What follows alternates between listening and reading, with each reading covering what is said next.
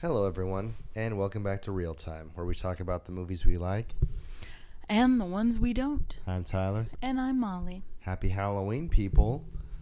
We're not recording this on Halloween, but we're releasing it then, so close enough.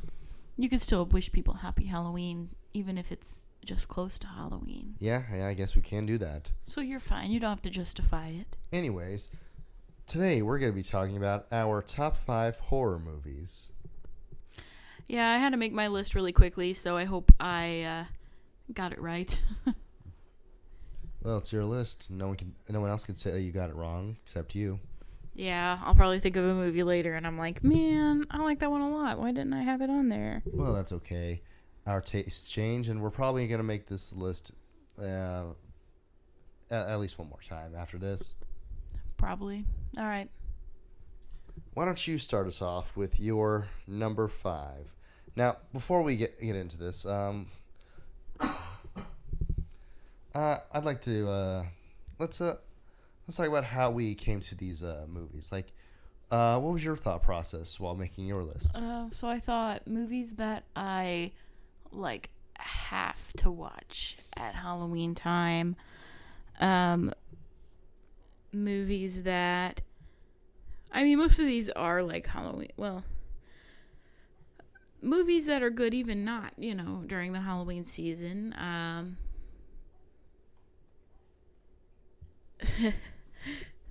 That was my main thought process. Movies that I watch a lot during Halloween, and movies that I can at least argue a little bit that they are horror, because some of these, I could see someone saying that's not real horror, but as long as it has some sort of horror level or horror tropes in it, then I counted it as horror. Cool. Yeah. What about you? Now, I have a mix of a few things. Movies that I like to watch around the Halloween season. Movies that unsettle me in some way. Movies that I really love that happen to be horror movies. And movies that I feel do horror and its aspects the best. The ones that really, well, movies that can scare you. Yep, I understand that. It's a mix of all of those. So that's my thought process with mine. Mm-hmm. So let's get us started with your number 5. My number 5, I chose Scream for my number 5. Good choice. Yeah. I like that one a lot, and I liked it a lot more than what I thought, because the first time I ever watched it was with you. You showed it to me for the first time. You're welcome. Yeah. So I was definitely in my 20s, which, might be late for an average horror fan, but I liked it a lot. I like that I had no idea who the killer was. That always helps me like a scary movie, because I'm surprised. I'm shocked. I liked that I like the franchise of Scream as well. I think they have some good movies. And this one is a classic, and it's now one that I have to watch every year for Halloween. Yeah, I agree. Even the weakest of the Scream franchise is still an all-right movie. I'm between Scream 3 and 4 for what I think is the least good of the franchise. Mm-hmm. Sure. But the original is obviously the best one. It's got great characters, a great twist too. You don't expect who is going to be the killer, and it's really funny to think that when Wes Craven was trying to kill off the slasher franchise, he reinvigorated it with this movie. Yeah, I like that. It's also kind of a what's it called? Like a meta look at like a meta look of like slasher movies or scary movies. The characters in the movie are always referencing horror movies and like the rules that they have, and that's just kind of what the movie follows. And I think that's funny. It's like it's a fun, scary movie. Yes, it is. Yes, it is. You got your fun, you got your violence, you got a little bit of everything for horror fans. Yeah, I think so. All right, now why don't you keep on going down your list? What's your number 4? Oh, I'm going all the way down. Okay. Number 4, I chose Psycho. Classic, scary movie. I definitely try to watch it for Halloween every year, but sometimes I don't even have to watch it on Halloween. I can watch it in like March or something. I think it's, it's a classic for a reason. It broke a lot of, boundaries for its time. Yeah. Of Hitchcock's 2 horror movies, this and The Birds, this is definitely my favorite too. I love The Birds, but Psycho just does it better for me. Yeah. I like how we follow this character whose name for some reason is escaping me right now. Marion Crane. Yeah. We just watched this movie last night, dude. I still can't remember. We follow Marion for like a good portion of the movie. At least half of it. Yeah. And then she's just killed off all of a sudden, and we're like, spoilers on the 64-year-old movie. Yeah, if you haven't seen it by now, I that's not my problem. And the book is older than that, so yeah. But yeah, she's killed off, and now we're like, okay, the movie takes a completely different turn, which is really cool. Yeah, Scream took inspiration from Psycho when it comes to killing off the big star,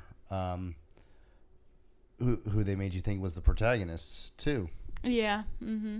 With Drew Barrymore getting killed off in the opening sequence of Scream, which, not to get us just distracted from Psycho too much, but that opening scene was absolutely perfect in its own right. Yeah. Mm-hmm. But Psycho, the really iconic scene is also the scene where they kill off the big star, Janet Leigh, the shower scene. Yeah. I think we all know that shower scene. Very cool. Yeah, very, very iconic. Most people know that Hitchcock used chocolate sauce for the blood because red didn't show up very well on the black and white footage they were using. Mm-hmm. Yep. I've heard that. But yeah, it's a classic. You can't beat it. Well, obviously, 3 movies are, in your opinion. Yeah, apparently so. Continue, then. All right, continuing on. Number 3, I decided to go with The Wolfman, the classic one from whatever year it was released. The Lon Chaney Jr. version. Yes. The Wolfman has always been one of my favorite Universal monsters. I really couldn't tell you why. I guess, I don't really know. But anyways, so the classic Wolfman movie, I've just always liked it. I've always had a soft spot for it. It's a great movie to watch during Halloween. We have the good makeup effects with the scary, hairy werewolf. Lon Chaney Jr. is a great scary movie actor. And yeah, it's just the classic Wolfman story. Excuse me. I got choked. Yeah. So yeah. So, you have anything to say? Not much other than I agree. The Wolfman is a classic. It's one of the best from the classic Universal horror cycle. I'm more partial to The Invisible Man myself, but the Wolfman's not bad neither. Mm-hmm, mm-hmm. Wolfman's pretty cool. Although the Invisible Man, Claude Rains, does appear in that as Lawrence Talbot's dad. Very interesting. Yeah, I like the Wolfman a lot. It's a good one. I think if you haven't seen the original Universal Monster movies, you definitely need to check those out. Yes, you should. Also, check out the 2010 version of The Wolfman starring Benicio del Toro. Yeah, I didn't think that one was too bad. Yeah, it has some great makeup effects by the goat himself, Rick Baker. And it's just a pretty gory update to the original movie. Yeah, a lot more violent than what they could do in the 30s, 40s. 40s. Yeah. All right. Well, I'm going to keep trekking on. Number 2 goes along with the Universal monsters, and that is Abbott and Costello Meet Frankenstein. Now, I know this is not a scary movie. Not at all. It is a very funny movie. Very funny. But it still has, most of the monsters, so I consider it a horror movie. Yeah, it's got like 4 of the classic Universal monsters. It has Dracula, Frankenstein, Wolfman, and at the end there's the Invisible Man. Who was probably there the whole time. He probably was. He was just watching. He was just invisible. But yeah, Abbott and Costello are a comedy duo. I guess this was in the 40s as well. Yeah. And they are so funny. Costello plays Wilbur in this movie, and he is such a funny character. The way he acts, and especially whenever he's delivering Dracula and Frankenstein, and he's alone with Dracula's coffin, and he's reading the Dracula story while Chick is, he's gone, and he keeps calling Chick back because of it's just this whole thing, but it's hilarious. I definitely recommend this movie. It is so funny. It always makes me laugh, even though I have seen it so many times. I always watch this one around Halloween. I could probably watch it any time of the year too, but with the monsters, it's got to be around Halloween. I really like the ending scene when they're running from the Frankenstein monster as Dracula and the Wolfman are fighting, and they're just doing all sorts of things that aren't really working. Like at one point, they were trying to barricade this bed against a door. But it was a door that opened out, like away from them, so it wasn't going to help them keep the Frankenstein monster out. Yeah, that part is hilarious. And then at one point, Wilbur gets this really good idea to use his tablecloths to hold it in front of his face like Dracula does, to make the Frankenstein monster think that he's Dracula. And first, he just rips it out off this table, and none of the stuff on the table gets knocked off. So he just breaks the fourth wall for yeah. I can't believe I did that. He breaks the fourth wall more than once. and then when he's pushing the monster back, he forgets that he's doing this, and then he drops the tablecloth and says to Chick, he thinks I'm Dracula. Yeah, there are too many funny parts in this movie to name, but yeah, definitely check it out. It is so funny. He thinks I'm Dracula. It's funny. Oh, I love it. Okay. So I think I'll do my 5 through 4, and then we'll get into our honorable mentions and then our number ones. You said 5 through 4. 5 through 2. You know what I meant. Yeah, but that's not what you said. All right, I agree. All right, so what's your number 5? My number 5 is a movie that I have to watch every Halloween without fail. The original 1978 Halloween. Classic. Now, this was not the first. This is not the first horror slasher. That would have to go to Psycho or Texas Chainsaw Massacre. This is not the first holiday themed slasher. That was the original Black Christmas. Yep. But I feel like this movie, more than any of those other ones, really established the formula for slasher movies going forward. You have a masked killer. You have a group of nubile young teens for him to butcher. You have them doing sex and drinking beers and doing stuff that they're not supposed to do. You have the babysitters. You have these kids who are caught up in the middle of all this. And for what it's worth, this movie wasn't really too violent. I mean, yeah, you have people and dogs sometimes being butchered, but honestly, you don't really see too much of the actual gore. Yeah, you don't see a lot. Not a lot of blood. And Michael Myers establishes himself pretty quickly as one of the best horror slasher villains ever, in my opinion. you know, some people like Jason, some people like Chucky, Ghostface, and personally, my actual favorite is Freddy Krueger. He's got a lot more personality, but Michael really scratches that itch for really unmistaken, unfiltered evil that you don't really get a lot of from other villains. Yeah, he just has a very intimidating image with the pale face, well, the pale mask, and how he doesn't talk. Yeah, you just get the sense from this guy that he is going to kill you. There's no stopping him. There's no you can't bargain, beg, or reason with him. He's just gonna kill you. He doesn't really have a reason for it. He's just gonna do it. He's an unstoppable force. Yeah, and I feel like Michael doesn't really need any sort of backstory like we got from the Rob Zombie remakes or from the Cult of Thorn trilogy that we got. Michael was best when he was just a force of evil, and honestly, this first movie really shows that. Yeah, I haven't seen those, but I'm sure they can't beat the classic. They can't. What's your number 4? Number 4. Now, my number 4, we're not straying too far from Halloween. It's by the same director, after all, John Carpenter's The Thing. I love the isolation that we get in this movie.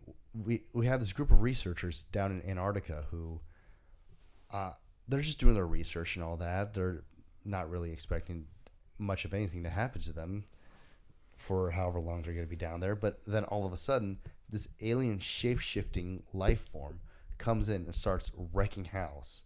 Okay, it's just barreling through them like a bull in a china shop. You know, it is assimilating people left and right, and they got to figure out, okay, which of one of us is sus? Yeah, this is a really fun movie to watch, especially for the effects. Oh yeah, you got the work of Rob Bottin and Stan Winston, two of the greatest in all of VFX work when it comes to practical effects. Like, these guys were at the top of their game. Them, Rick Baker, Tom Savini, they're the top tier of special effects, makeup, all that sort of stuff in the 70s, 80s, and 90s in Hollywood. They did amazing jobs. Yeah, although this movie isn't my favorite, I can't argue that the practical effects are top tier for sure.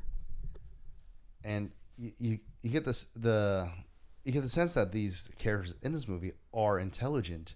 What they have to be, since they're doing important, quote unquote, important research down in Antarctica. I can't for the life of you tell you what they're actually doing, but it's not too important, I'd say.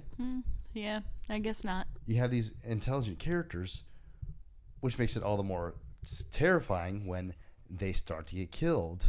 It's like, okay, these guys are doing their best. They're quarantining people away, but they're still dying. Yeah, they may be smart scientists, but whenever a scary alien creature comes along, no one knows what to do. But we got our man, R.J. McCready, played by Kurt Russell, in one of his most iconic roles as the guy who's really taking charge and figuring out what's going on here. He's great. I love him in this movie. Yeah, me too. Now, we recently watched the original version of The Thing, the one called The Thing from Another World from the 1950s, and it doesn't hold up. No, compared to this one, yeah, it doesn't really hold up at all. Now, if you like this movie, that's fine. I just couldn't get into it. The dialogue, I really liked. You know, all this overlapping speech from people here and there. It's really realistic, and I like that. But I couldn't for the life of you tell you what any of these characters' names were. I couldn't tell you what they wanted. I can't tell you really much of anything. I couldn't either. And the Thing in that movie only shows up in like 3 scenes. Yeah. You know, with the 1982 Thing, which, by the way, John Carpenter, he considers the original Thing to be one of his favorite movies. So I don't mean to crap on one of his faves, but I I didn't do it for me. Yeah, I don't really remember much of it either. Now, this version is supposedly more accurate to the book. It's a lot more interesting. You get more.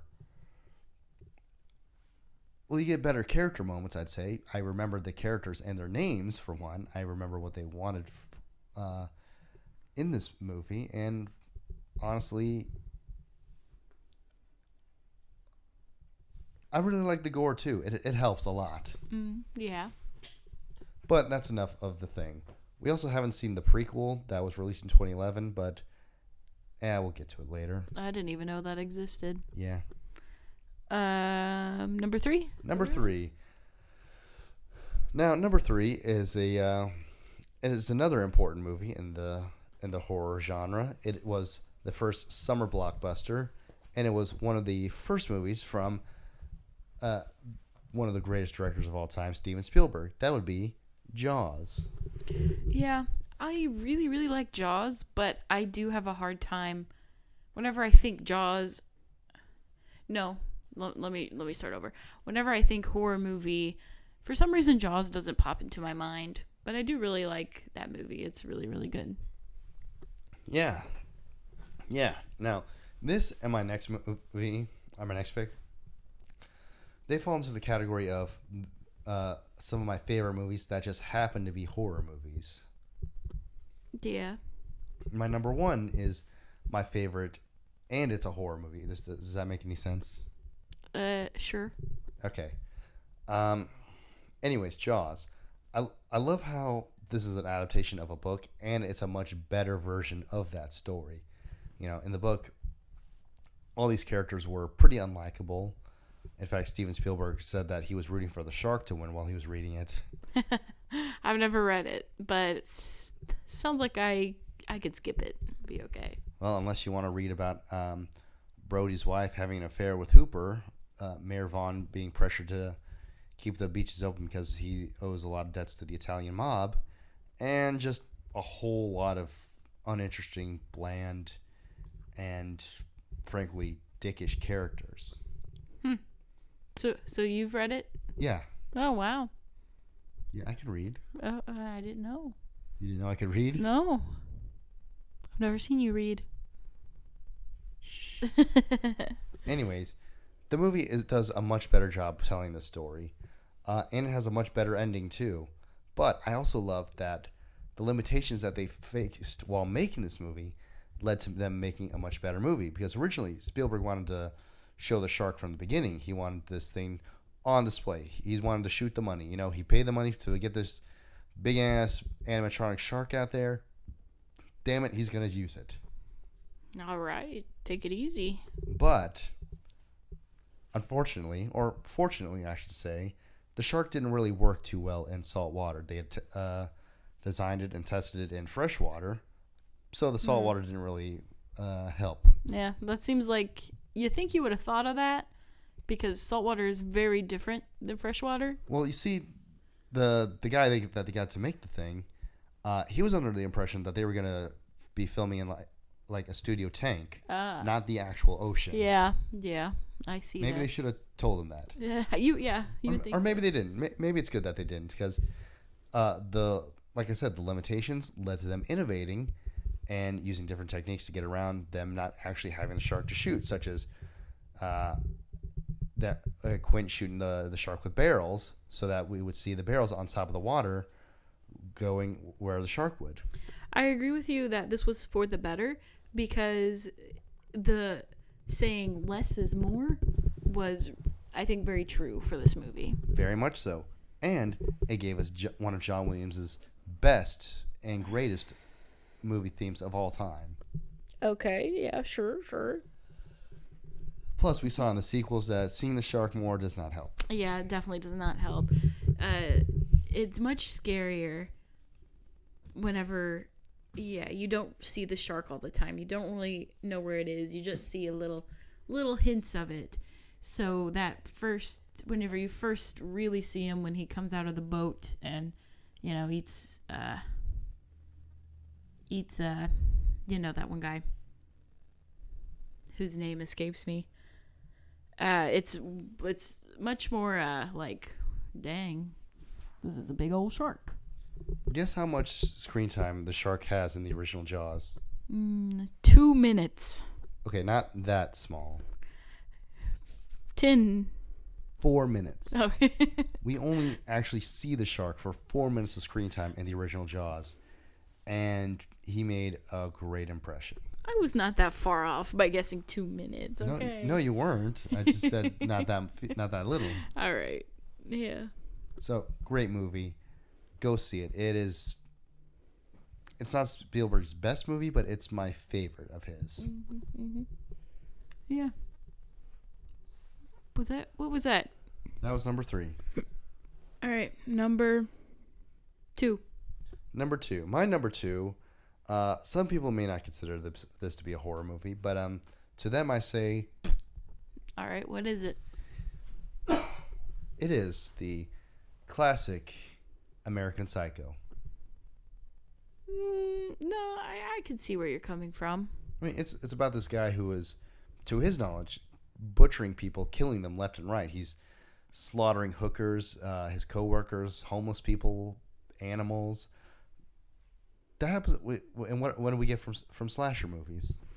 Yeah, it's definitely a psychological horror. I can agree with that. Yeah, it's about this. It's a story about this Wall Street banker, Patrick Bateman, who, he's into the typical things from the 80s, business, drinking with his buddies, cocaine, prostitutes, murder, torture, stuff like that. Yeah, the usual stuff. And and his main goal is really to fit into the society that really society says he should be trying to fit into. He's not doing a very good job of it, or he's doing too good of a job of it, and no one notices because they don't really care. It's a critique of 80s consumer culture. It's very in the same way that Dawn of the Dead was for the 70s mall culture. Yeah. Very deep. Yeah. It's an amazing movie. It's one of my favorite movies. If we're talking like just movie quality, this is my favorite movie on my list. I definitely have different feelings about it. But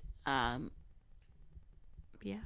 I do like the ending, where it leaves it more up to a little ambiguous.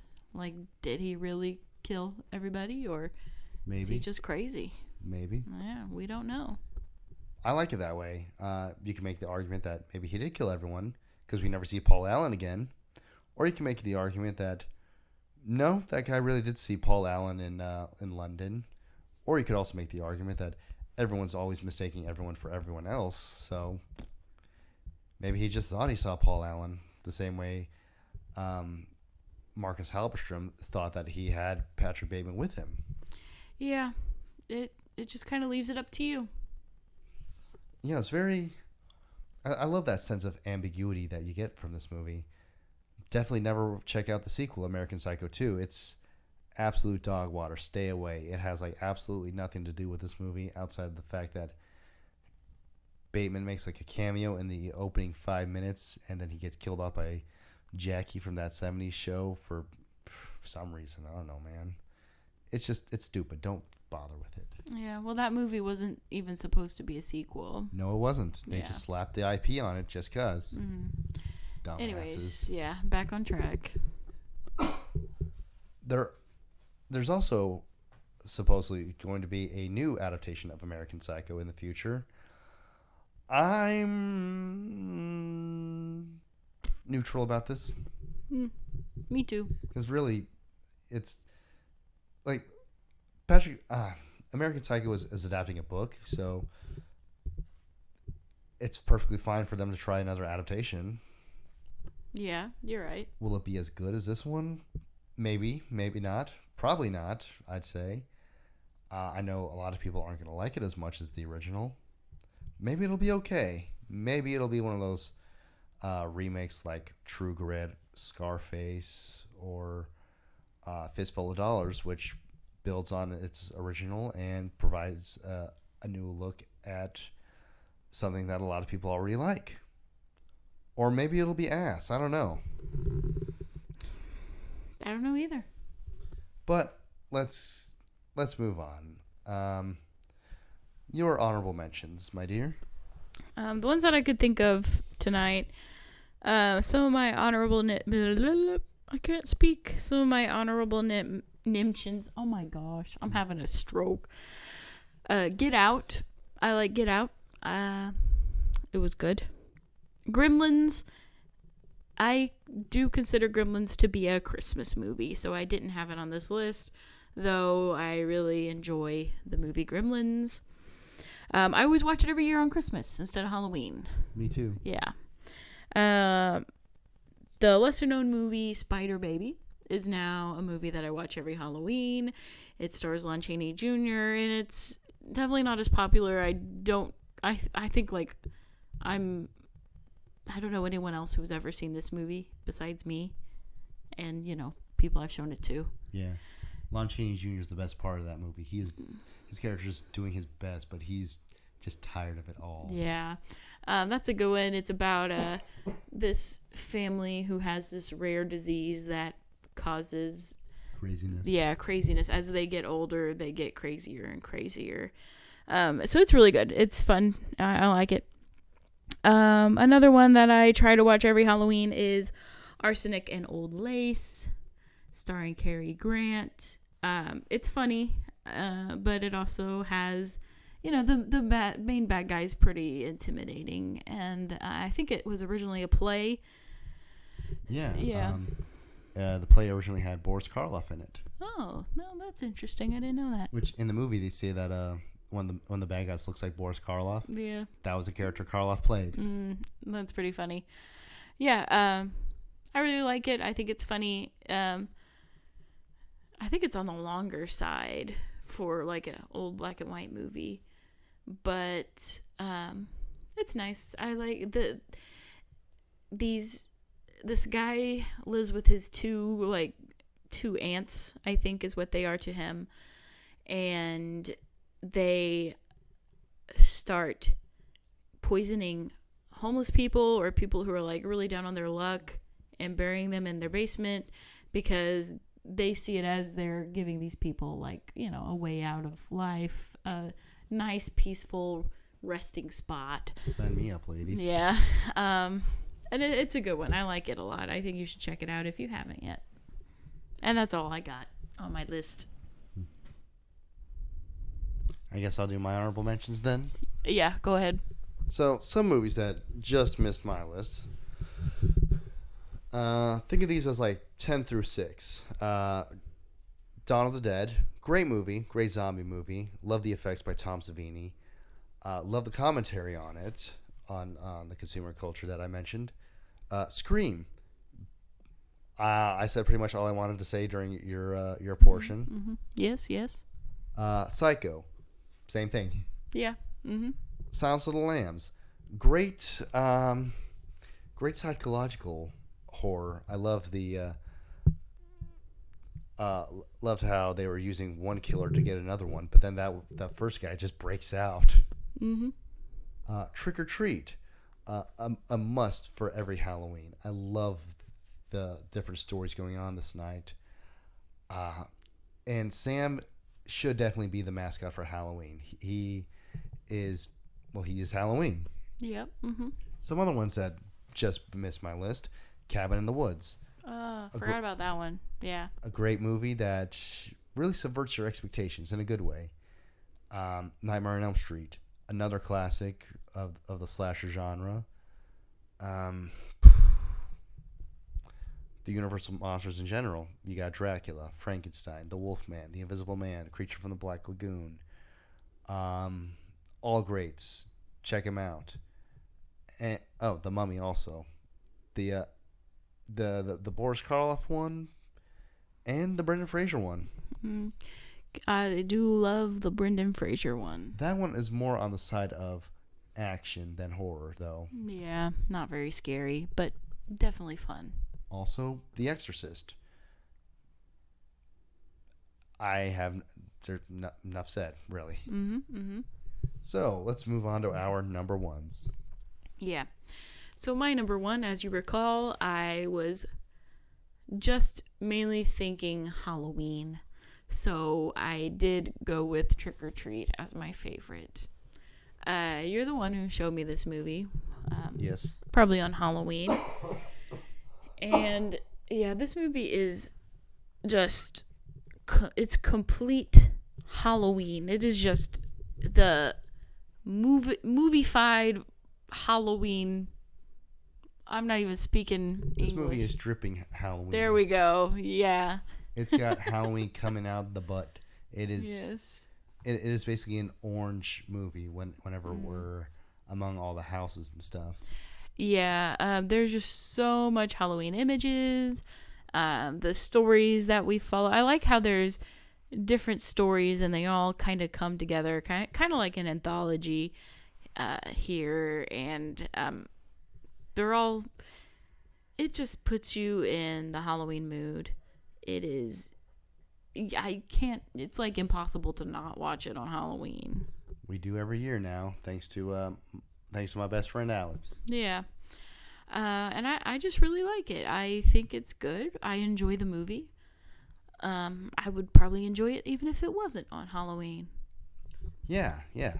The director of this movie, Michael Dougherty, he hasn't missed. This, Krampus, Godzilla King of the Monsters, all three of these are absolute bangers, and I can't wait to see what he does next.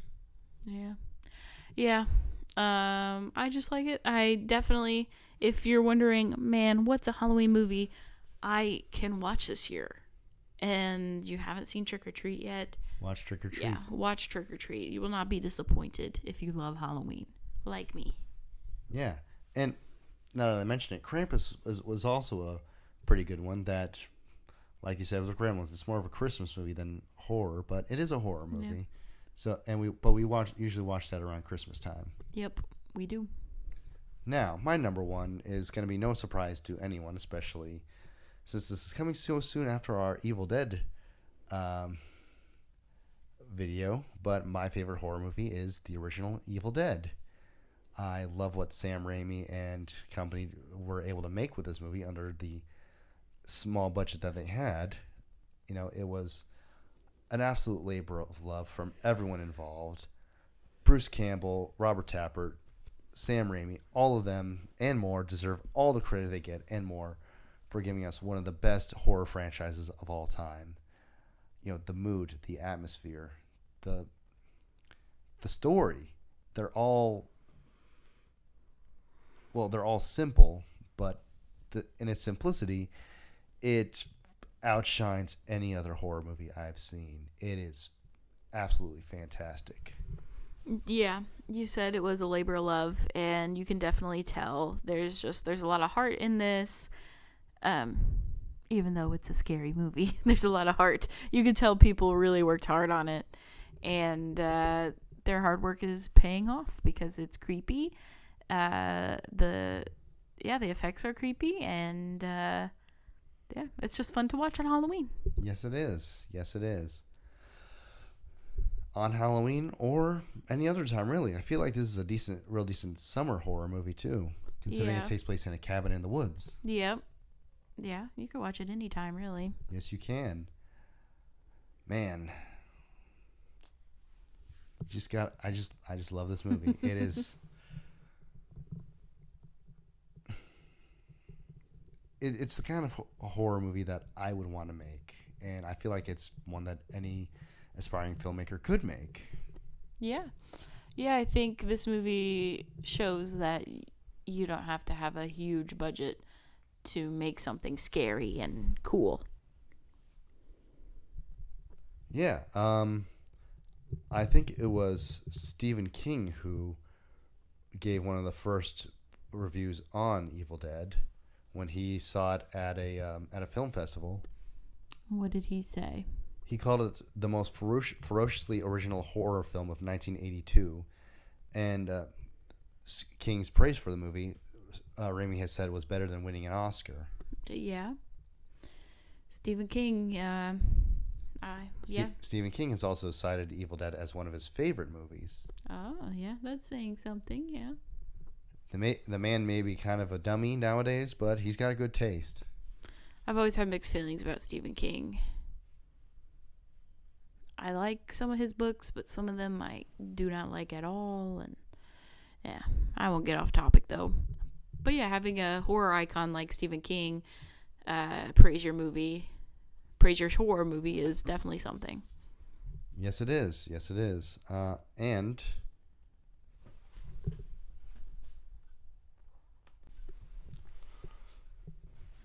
Sam Raimi got to meet his own horror idol at the 1982 Cannes Film Festival, George Romero, who we're currently going over the movies of. Yeah, pretty cool.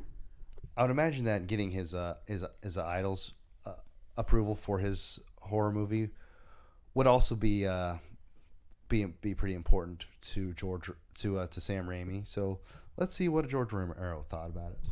All right, what did he say?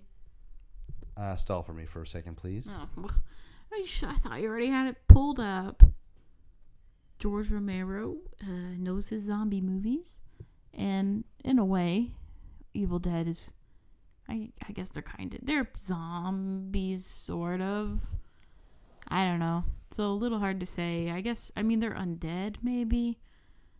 Or maybe just possessed. I don't really know. Bit of both, really. Yeah, I guess so. Did you find your quote? No. You know what? I'm just going to assume that George Romero, being the man of good taste that he was, enjoyed it. Yeah, me too. I'll say that too, even though I have no proof. Pretty good guess, though. Yeah, pretty good guess. So these were our favorite horror movies.